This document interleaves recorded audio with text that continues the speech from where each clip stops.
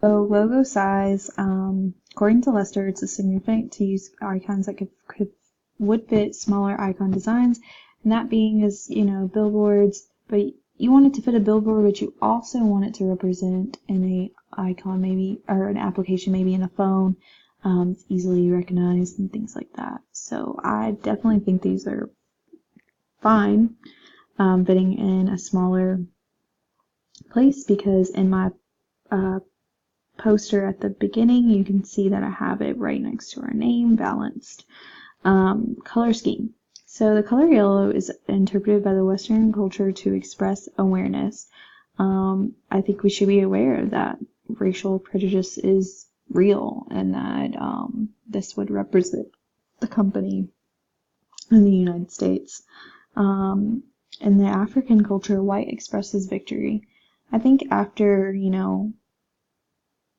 it's like your last, like, hurrah, like you did it. Like, if, we come together, we do this campaign, and we have something to celebrate about.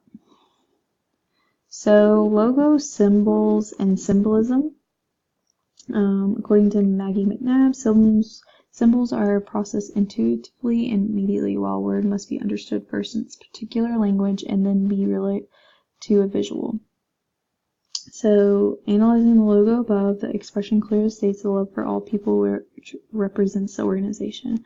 So for the United States, you can see that I did a heart in the corner, and the United States is plastered on the globe. For Kenya, logo represents the love knot in their country, which I thought would be appropriate for this organization, since we're coming together to stand against a cause.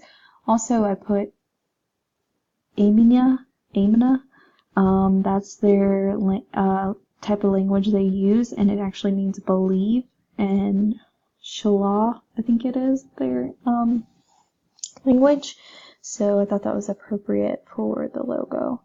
Logo iconic meaning. The meaning behind my logo shows how the organization can step up and make a change in racial prejudice. So that is all I have for the logos, but I thought those were appropriate for the cause that we are doing, and they would represent the campaign. So yeah, I'm gonna go ahead and end this video, and thank you for listening.